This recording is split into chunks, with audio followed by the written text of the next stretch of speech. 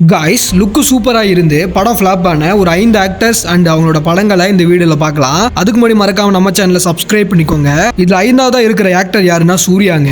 இவரோட 2 படங்கள் இருக்குங்க.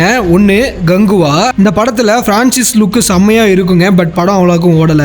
இன்னொரு படம் பாத்தீங்கன்னா அஞ்சான் படங்க. இது அவரோட லுக்கு தரமா இருக்குங்க. இந்த படத்தோட ஹைலைட்டே அவரோட லுக்கு தான். ஆனா படம் ஒழுங்கா ஓடலைங்க. இந்த படம் ரீலீஸ் கூட இப்ப ஆகுது.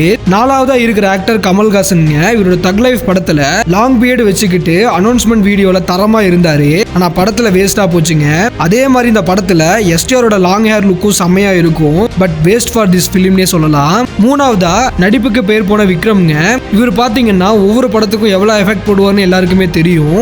இவரோட படங்கள்லயே பெஸ்ட் லுக்குனா கடாரம் கொண்டான்ங்கிற படத்துல இருக்க லுக்கு தாங்க. மாசா ஸ்டைலா இருக்கும். 2ஆவதா நம்ம ஏகேங்க.